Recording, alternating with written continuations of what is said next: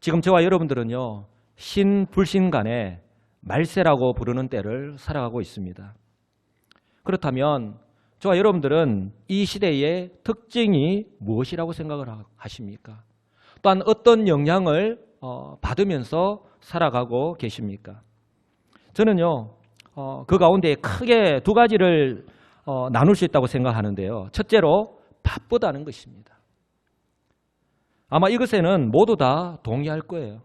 우리 학생들은 학생대로, 또 직장인은 직장인대로, 또 우리 아내 되시는 분들, 가정주부는 또 가정에서도 얼마나 하는 일이 많은지 모릅니다.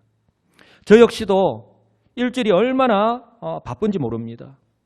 주일을 지나면 어느새 다음 주일이 마치 밀물이 들어오는 것처럼 다가오기 때문입니다. 말씀을 준비하고 또 성도들을 돌아보고 또한 우리 교회가 때를 따라 하나님 앞에 쓰임받는 교회가 되기 위해서 준비하는 것부터 시작해서 단계적으로 시행하는 것까지 하나님께서 우리 여수시민교회에 저를 믿고 세워주신 담임 목사이기 때문에 더더욱 깨어 있어야 하는 이유가 여기에 있습니다. 그런데요, 이런 삶이요, 하루 이틀이 아니라 매일의 연속입니다. 그러므로 저 역시도 매일 새벽 기도의 시간뿐만 아니라 무시로 기도하면서 하나님께 지혜를 구하고 있습니다.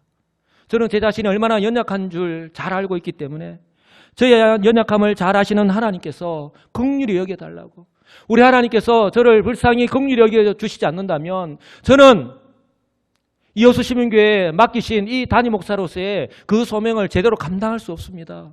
그렇게 날마다 기도하고 있습니다.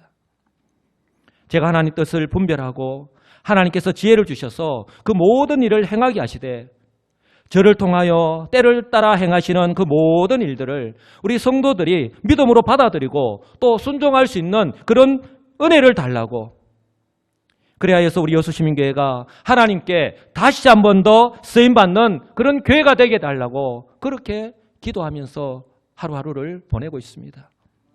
이렇게요, 일주일이 눈 깜짝하는 사이에 이렇게 지나가고 오늘 또 주일 예배를 드리고 있는 거예요. 그런데 문제는요, 저뿐만 아니라 우리 모든 성도들이 이 바쁘다라고 하는 이 시대의 그런 현상을 우리가 떠날 수는 없는데, 문제는 이처럼 바쁠 때에 나타나는 현상입니다. 성도들의 삶 가운데에 어떤 모습으로든지 간에 영향을 미친다라고 하는 사실입니다. 여러분들은 어떤 영향을 받으면서 생활하고 있습니까? 마음의 여유가 없습니다. 바쁘다 보니까 마음의 여유가 없어요. 그러다 보니 깊이 생각하지 않습니다. 깊이 생각하지 않는다는 것보다는 하기가 싫은 것이죠.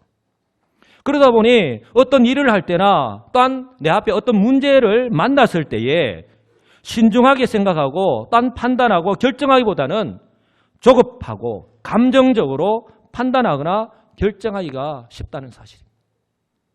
그래서 나중에 후회하면서 하는 말이, 그때 한 번 더 생각했더라면 좋았을 텐데, 그때 그렇게 했더라면 이런 실수를 하지 않았을 텐데 하는 그런 후회의 말을 할 때가 얼마나 많이 있습니까? 사랑하는 성도 여러분, 지금 여러분들의 삶의 모습은 어떻습니까? 저는 오늘 설교를 준비하면서 문득 이전에 읽었던 책이 생각이 났습니다. 제가 2013년도에 이 책을 사서 읽었는데요. 제목이 미친 듯이 바쁜이라는 책입니다. 여러분, 이 표지에서도 알 수 있듯이 책상 앞에 온갖 것이 이렇게 널브러져 있고, 넥타이를 메고 양복을 입었는데 반바지를 입고 있고, 오른손에 테니스채를 들고 있고, 왼손에 브리프케이스, 이 손가방을 들고 있습니다. 얼마나 바쁘게 해야 할 일이 많은 현대인의 그런 모습을 그냥 그대로 드러내고 있는 거예요. 이 책을 이 영어식 표현이 이 crazy busy라는 거예요.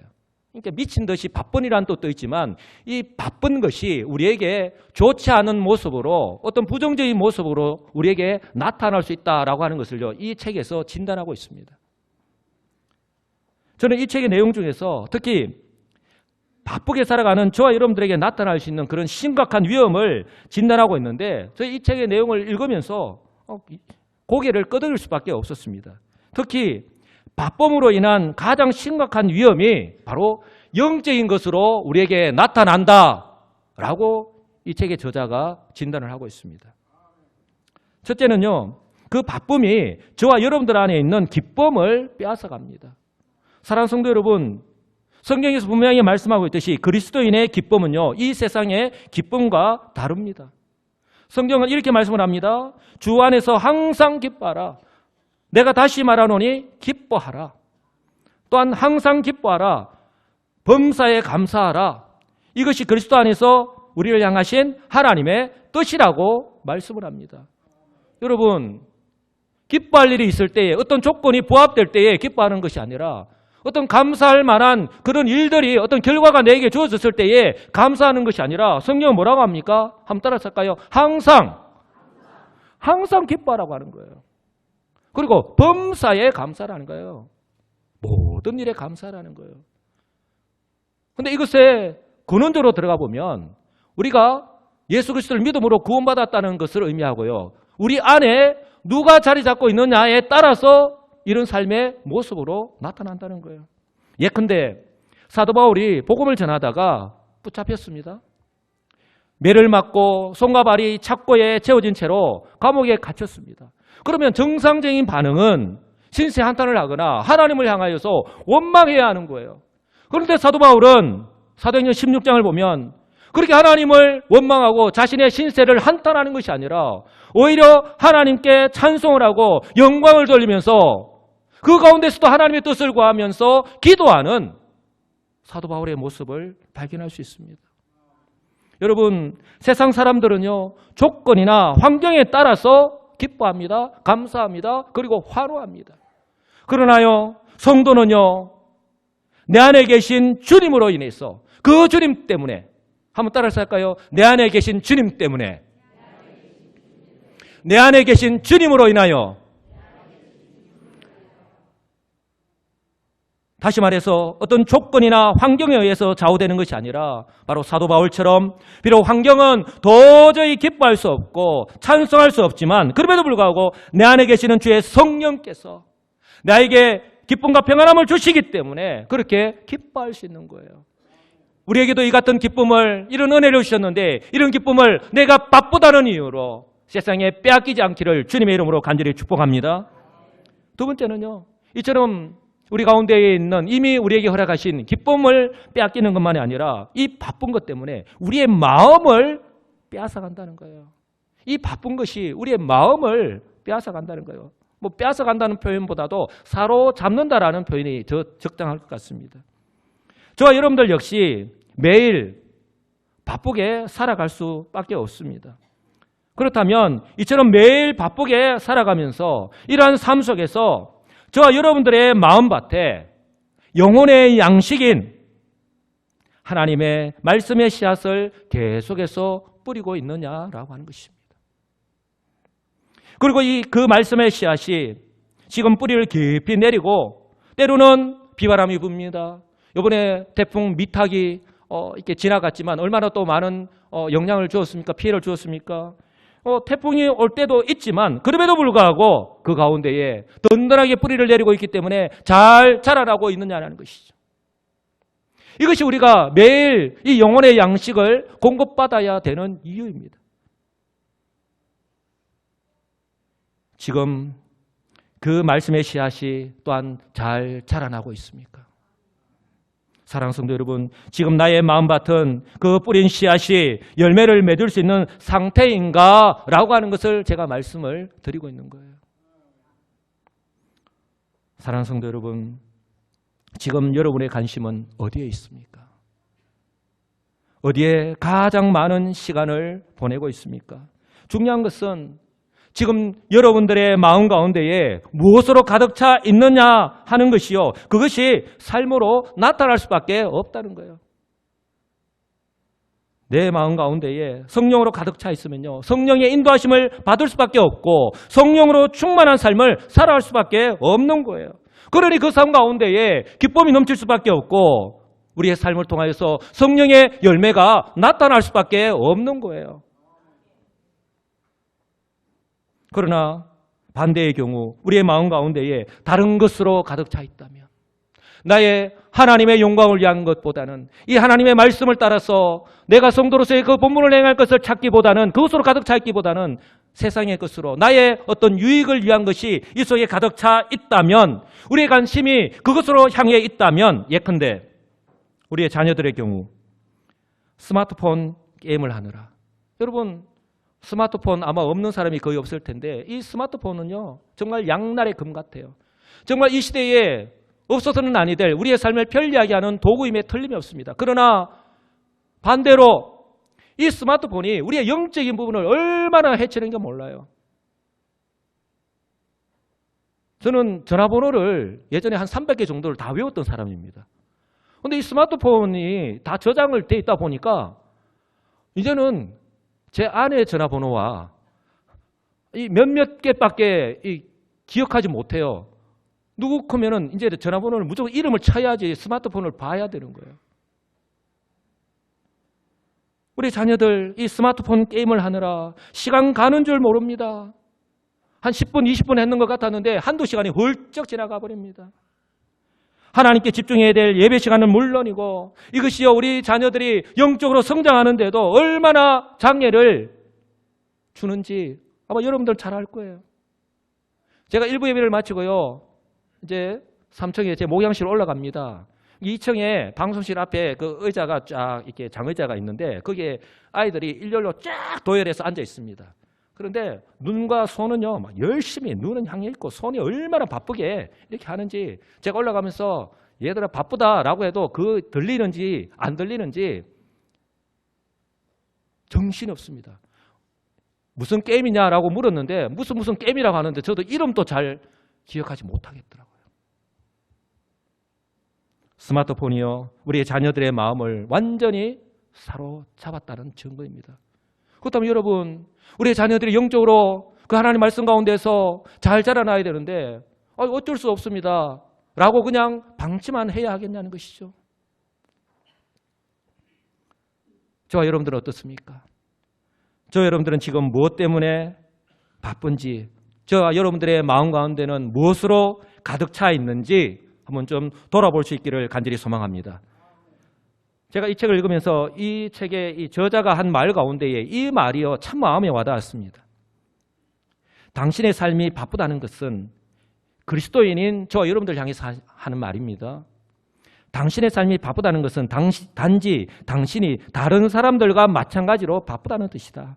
그리고 다른 사람들과 마찬가지로 당신의 마음과 영혼이 위험에 처해 있다는 뜻이다. 바로 크레이지 비지라는 뜻이에요. 그리고 우리를 자유롭게 해줄 하나님의 말씀이 필요하다. 우리에게는 우리를 올바른 모습으로 회복시켜줄 성경적 지혜가 필요하다. 그분과 만날 수 있는 시간만 있다면 좋을 텐데, 현대인들이 그렇게 바쁘게 살아가면서도, 자신의 어떤 유익을 위해서 살아가면서도 정작 내 영혼을 살리는 이 하나님의 말씀을 읽을 시간, 공부할 시간, 훈련받을 시간, 하나님 앞으로 나아갈 시간이 없다는 것을 단적으로 말하고 있는 거예요. 혹시라도 저와 여러분들이 귀 기울여 들어야 할 말은 아닐런지 모르겠습니다. 사랑하는 성도 여러분, 이처럼요 이 시대의 특징이요 바쁘다라면, 둘째로는요 이것의 결과로 나타나는 것이라고 할 수 있는데요, 모이기가 힘들다라고 하는 사실입니다. 여러분, 교회가 무엇입니까? 교회는 에클레시아, 즉 세상 가운데서 우리 예수 믿는 자들요 이 교회로 부르신 거예요. 불러 모은 거예요. 우리 그 예수 믿는 자들의 모임이 교회입니다. 바로 이렇게 모일 때에 하나님의 역사가 나타날 줄 믿으시기 바랍니다. 이처럼 교회로 모이기가 힘든 것이 어제 오늘의 일은 아니잖아요. 저는요 이처럼 모이기가 힘든 이 시대에 역설적으로 우리 성도들이 더더욱 교회를 중심으로 모여야 하는 이유가 여기에 있다라고 생각을 합니다. 히브리서 기자가요 그 이유를 분명하게 말씀을 합니다. 다 같이 한번 읽어보겠습니다. 서로 돌아보아 사랑과 선행을 격려하며 모이기를 피하는 어떤 사람들의 습관과 같이 하지 말고 오직 그나여 그날이 가까움을 볼수록 더욱 그리하자. 아멘. 저와 여러분들이 부인할 수 없듯이 저와 여러분들 역시요, 교회를 중심으로 모이기가 힘든 시대적 환경 속에서 살아가고 있습니다. 그 영향을 받고 있습니다. 그런데요, 여수 시민교회 성도인 저와 여러분들이 교회를 중심으로 모이기를 힘써야 하는 이유, 그 무엇보다도요, 서로 돌아보아야 하는 그 이유 때문입니다. 왜요? 왜 서로 돌아봐야 하냐면 바로 조금 전에 말씀을 드렸던 것처럼 여수 시민교회라고 하는 주님의 한 몸을 이루고 있는 지체들이기 때문에 그런 거예요. 아멘.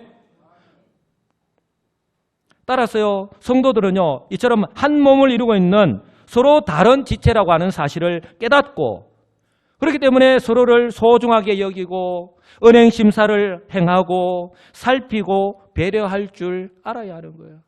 여러분, 우리의 몸 가운데에 어느 것 하나 중요하지 않은 것이 어디에 있습니까? 머리는 머리대로, 눈은 눈대로, 코는 코대로, 입은 입대로, 손은 손가락은, 발은 발가락은 다 그 모양은 다르지만 다 그 기능과 역할이 있지 않습니까? 우리 몸 가운데 어느 것 하나 필요하지 않은 것이 없고 소중하지 아니한 것이 없는 것과 동일하다고 하는 거예요. 저와 여러분들은 각자 다른 삶의 모습으로 살아오다가 주 예수를 믿고 여수 시민교회, 우리 주님의 몸된 이 교회로 하나님이 부르신 거예요. 믿으시기 바랍니다.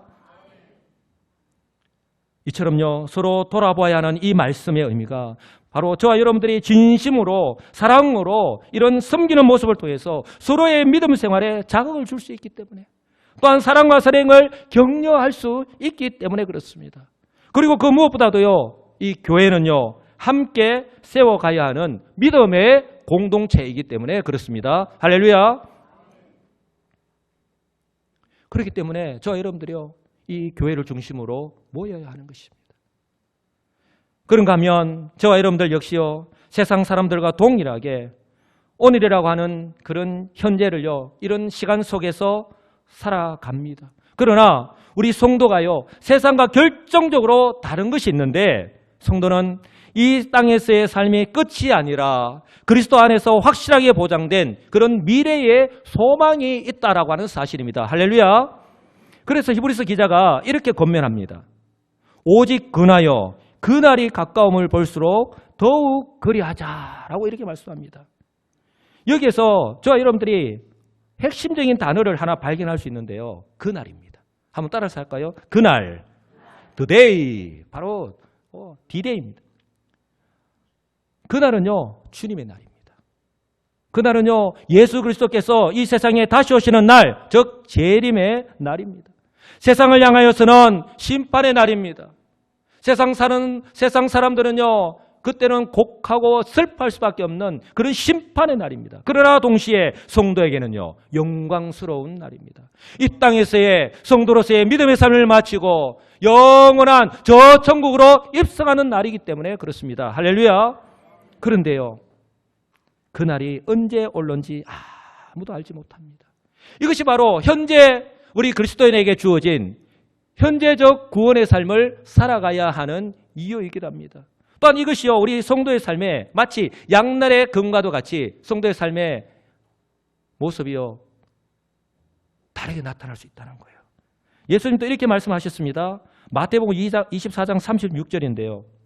그러나 그 날과 그때는 아무도 모르나니 하늘의 천사들도 아들도 모르고 오직 아버지만 아시느니라. 그날은, 그때는, 주님 재림하시는 날은, 세상 마지막 날은 오직 하나님의 주권적인 섭리 가운데에 달려있다는 거예요. 그래서 예수님이 성찬하시면서도 이렇게 말씀합니다. 너희 가운데 하늘로 올려지신 이 예수는 하늘로 가심을 본 그대로 다시 오시리라고 분명하게 말씀을 합니다. 여러분, 중요한 것은요, 주님께서 반드시 다시 오신다는 사실입니다. 아멘. 이걸 확실히 믿어야 됩니다. 이것이 바로 오늘 우리가 미래적 구원만이 아니라 현재적 구원, 지금 내가 구원받은 성도로서 어떻게 살아가야 하는가 하는 것을 결정짓기 때문에 그런 거예요. 여러분, 2000년 전에 우리 주님께서 이 땅에 처음 오셨을 때는 정말 초라한 모습으로 말구 위에서 태어나셨죠. 그러나 다시 오실 때에는요, 영광 중에 구름을 타시고 천군 천사들과 함께 오실 것입니다. 예수님께서 이렇게 예언하셨습니다. 그때에 인자의 징조가 하늘에서 보이겠고 그때에 모든 족속들이 통곡하며 그들이 인자가 구름을 타고 능력과 큰 영광으로 오는 것을 보리라. 그가 큰 나팔소리와 함께 천사들을 보내리니 그들이 그의 택하신 자들을 하늘 이 끝에서 저 끝까지 사방에서 모으리라. 여러분, 그때는요 그리스도께서 다시 오실 때, 즉 재림의 때입니다. 인자가 심판주로 오실 그리스도를 나타내는데 그때 다시 오실 때는요 아무도 모르게 살짝이 오시는 게 아니에요. 모든 세상의 사람들이 다 알 수 있도록 그렇게 하늘에서 공중 가운데 임하신다고 성경은 우리에게 분명하게 말씀을 합니다. 그러므로요 오늘 우리가 예수를 믿고 구원받은 성도로 살아가는 우리들, 오늘 우리에게 주어진 이 시간들을 우리가 어떻게 살아가야 될 것인가? 언제라도 그리스도께서 다시 오시면 맞이할 수 있도록 믿음의 준비를 하면서 살아가야 되는 거예요. 우리가 믿음의 삶을 살아가야 하는 이유가 바로 여기에 있습니다. 예수님께서 열 처녀 비유를 통해서 우리에게 교훈하시는 이유가 바로 여기에 있습니다. 기름을 준비한 5 처녀는 신랑을 맞이하였습니다. 그런 기쁨을 누렸습니다. 그러나 기름을 준비하지 못한 5 처녀는 신랑으로부터 버림을 받고 말았죠. 마태복음 25장 1절에서 4절 말씀인데요. 이렇게 말씀합니다. 그때에 천국은 마치 등을 들고 신랑을 맞으러 나간 10처녀와 같다 하리니 그 중에 5은 미련하고 5은 슬기 있는 자라. 왜냐하면 미련한 자들은 등을 가지되 가졌음에도 불구하고 기름을 가지지 아니하고 슬기 있는 자들은 그릇에 기름을 담아 등과 함께 가져갔더니 라고 분명하게 말씀을 하고 있습니다. 사랑하는 성도 여러분, 우리가 늘 읽었던 말씀입니다. 너무나도 잘 알고 있는 말씀이지만 이처럼 어리석은 5 처녀와 지혜로운 5 처녀의 결정적인 차이가 어디에 있습니까? 바로 미래를 위한 준비성입니다. 즉 언제 올지 모르는 신랑을 맞이하기 위해서 기름을 준비하고 생활했느냐라고 하는 것에 유무에 있다라고 하는 사실입니다. 충분히 이해를 할 수 있습니다. 신랑이 드디어 오기 때문에 신부가 지칠 수밖에 없죠. 또한 기다리다 못해서 잠을 잘 수도 있습니다. 그렇기 때문에 신부는요 등불을 준비해야 되는 거예요. 기름을 준비해야 된다는 거예요. 근데 지혜로운 신부는요 등불을 준비하고 기름을 따로 준비해서 기다렸습니다. 그러나 어리석은 신부는요 설마 오늘 오시겠냐? 그때 오시면 그때 준비하면 되겠지라고 준비하지 않았습니다. 신랑을 맞이할 준비는 전혀 하지 않은 채 살아갔다라고 하는 사실입니다. 그러나 사랑하는 성도 여러분, 이것을 꼭 기억하시기 바랍니다. 우리 주님의 재림은 성경에서 말씀하고 있듯이 하나님의 주권적인 섭리 가운데 속한 부분이지만 바로 오늘 밤이라도 우리 주님께서 오실 수 있다라고 하는 사실입니다. 그러므로요 오늘 우리는요 오늘이 나에게 주어진 마지막이다라는 그런 생각으로, 그런 믿음으로 우리에게 주어진 믿음의 삶을 살아가야 하는 거예요. 사도 바울이요 이렇게 말씀하신 이유입니다. 그런 적 너희가 어떻게 행할지를 자세히 주의하여 지혜 없는 자같이 하지 말고 오직 지혜 있는 자같이 하여 세월을 아끼라고 말씀합니다. 지혜 있는 자는 내 지혜가 아니라 바로 우리 하나님의 지혜예요. 우리가 하나님 말씀을 읽어야 하는 이유, 하나님 말씀을 들어야 하는 이유, 하나님 말씀을 공부해야 하는 이유가 여기에 있는 것이고요. 우리가 기도해야 하는 이유가 여기에 있는 거예요. 그럴 때에 주의 성령께서 우리에게 깨닫게 해 주시기 때문입니다. 왜 그렇게 해야 됩니까? 때가 악하기 때문에. 때가 악하기 때문에. 그러므로 어리석은 자가 되지 말고 오직 주의 뜻이 무엇인가 이해하라 라고 사도 바울을 통해서 우리에게 그렇게 권면을 합니다. 그러면서 마지막에 이렇게 말씀을 합니다. 오직 성령으로 충만함을 받으라 라고 그렇게 말씀을 합니다. 여러분, 우리 가운데 이미 임하신 성령님, 이 성령님을 제한시키지 마시고 탄식시키지 마시고 이 성령께서 내 가운데서 마음껏 일하시도록 성령께서 인도하시는 대로 그저 저는 순종하겠습니다 라는 그런 믿음으로 우리에게 주어진 하루하루의 삶을 살아가시는 저와 여러분들 되시기를 간절히 소망합니다. 이것이요 바로 그 어느 때보다도 바쁘고 또한 우리의 몸과 마음을 미혹한 것들이 많은 이 시대적 상황 속에서 바로 깨어서 기도하고 또한 교회를 중심으로 모이기를 힘써야 하는 이유입니다. 왜냐하면 히브리서 기자가 권면하고 있듯이 또한 예수님의 예언의 말씀대로 그날이 바로 주님의 재림의 날이요 점점 더 가까이 오고 있기 때문에 그렇습니다. 저와 여러분들뿐만 아니라 우리 세상 사람들도 지금 이 시대를 뭐라고 부릅니까? 말세지 말이라고 부르잖아요. 말세 가운데도 세상의 마지막 가운데서도 끝에 왔다는 거예요. 그런데 문제는 1세기 당시나 지금 이 마지막 시대나 환경은 다르지만 이처럼 교회를 중심으로 모이기가 힘들다라고 하는 사실입니다.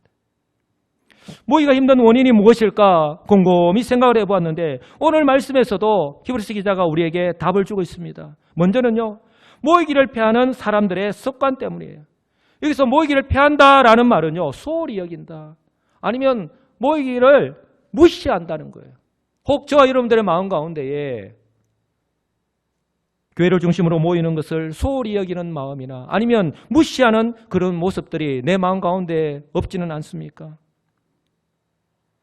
저와 여러분들은 예수 그리스도를 믿음으로 새 사람이 되었습니다. 성경에서 분명히 우리에게 그렇게 말씀합니다. 고린도후서 5장 17절에 그런즉 누구든지 그리스도 안에 있으면 새로운 피조물이라 이전 것은 지나갔으니 보라 새 것이 되었다라고 말씀합니다. 새로운 피조물, 새 것이라고 분명히 말씀하는데 이 새 사람은요, 단순히 마귀의 자식에서 하나님의 자녀라고 하는 그런 신분의 변화만을 의미하는 것이 아니라 그 신분에 걸맞는 삶, 즉 사명까지 포함하고 있다라고 하는 사실을 여러분 꼭 기억하시기 바랍니다. 여러분, 제가 우리 여수시민교회 담임 목사잖아요. 그러면 제가 담임 목사로서 제가 우리 교회에서 해야 될 사명이 있잖아요. 만약에 제가 그 사명을 감당하지 않는다면 우리 성도님들이 저를 그냥 내버려 두겠습니까?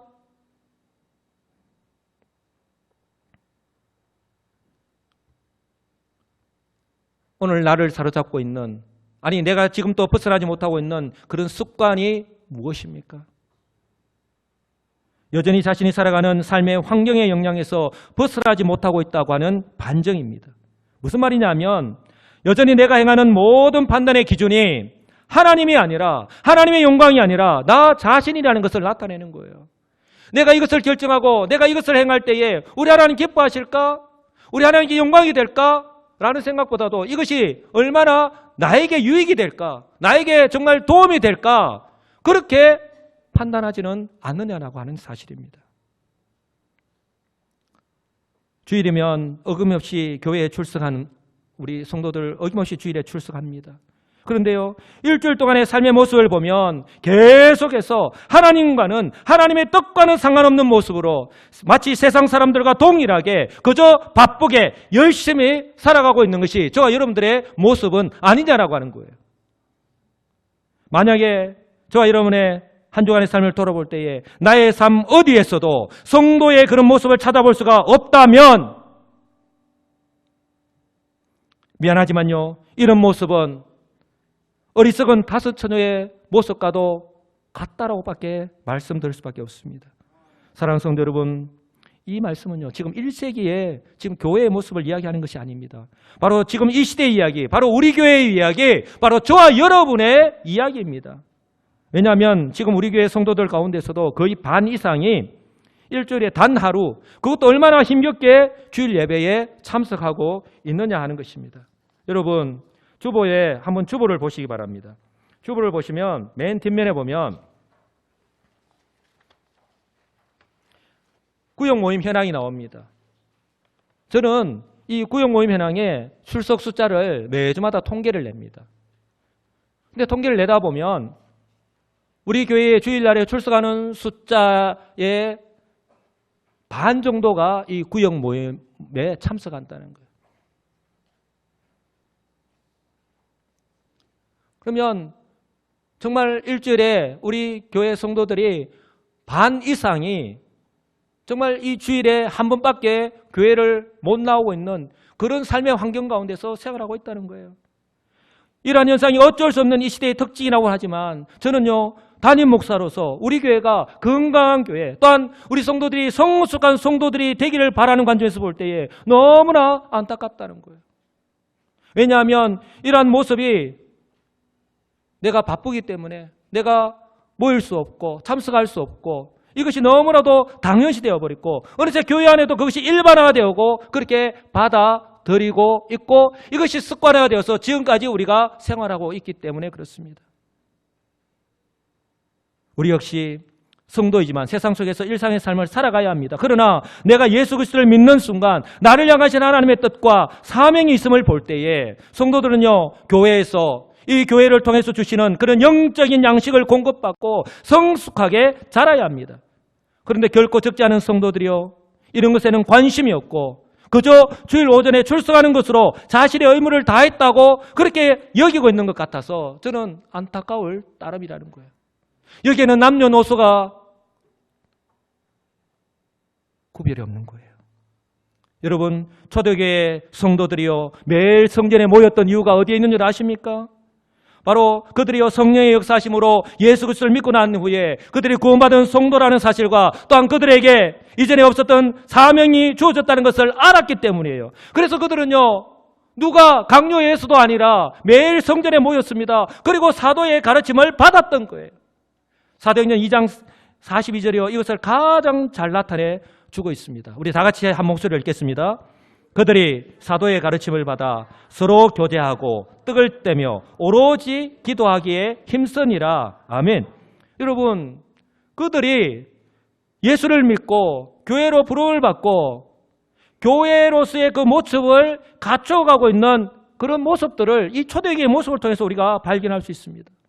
여러분, 이 말씀 속에서도 이 사도행전 2장 42절 이 한 말씀 속에서도 제가 지난 9월 한 달 동안 설교하였던 교회의 5가지 기능, 그런 5가지 요소들이 그대로 나타나고 있습니다.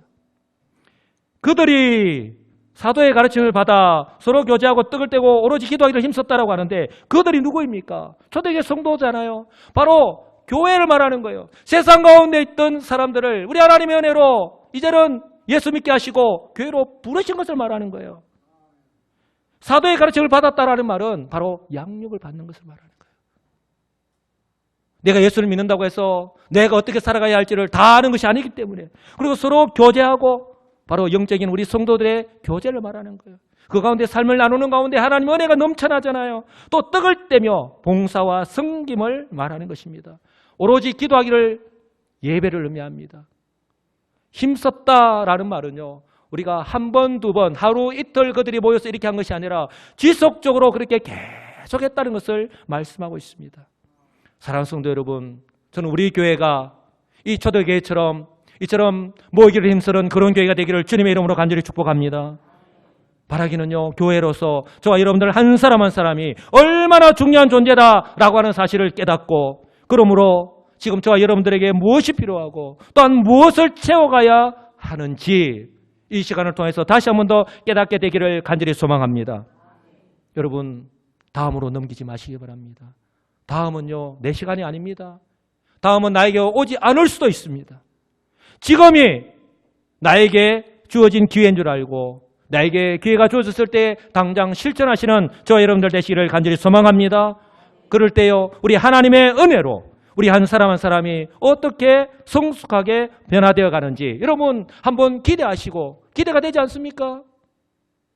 저는요, 우리 하나님께서 우리 교회를 이렇게 준비해 나가시는데 어떻게 나중에 사용하실지 저는 바라볼 때에 정말 얼마나 가슴이 벅찬지 몰라요. 저 혼자만 이렇게 가슴이 벅찬 것이 아니라 우리 모든 성도들 역시 그렇게 가슴이 벅찬 상태에서 한번 기대하면서 바라보면서 우리가 그렇게 나아갈 수 있기를 간절히 소망합니다. 이제 말씀을 맺습니다. 지금은요, 그 어느 때보다 교회를 중심으로 모여야 할 때입니다. 우리는 세상이 바쁘다고 하는 이때에 물론 우리의 삶이요, 바쁠 수밖에 없습니다. 그러나 우리는 세상을 따라가야 하는 존재가 아니라 교회를 중심으로 모여야 하는 하나님의 백성, 성도라고 하는 사실을 꼭 기억하시기 바랍니다. 성경이 그렇게 말씀합니다. 이것이 세상과 구별된 삶을 살아가야 하는 교회의 바람직한 모습입니다. 그리고 그 무엇보다도 점점 더 다가오고 있는 그날을 맞이하는 지혜로운 성도의 모습입니다. 그러므로요, 오늘 우리에게 주어진 하루하루의 삶을요, 성도답게 믿음으로 살아가는 사람이 참 지혜로운 사람임을 꼭 기억하시기 바랍니다. 그러므로 오늘부터라도 이제까지 살아왔던 익숙한 나의 영적인 성숙을 또 내가 교회 중심으로 모이기를 힘쓰는 것을 방해가 되는 그 어떤 습관, 그 편한 삶에서 벗어나기 위해서 노력하시는 우리 성도들이 되시기 바랍니다. 조금은 어색할 수 있습니다. 조금은 귀찮을 수 있고요. 조금은 피곤할 수 있습니다.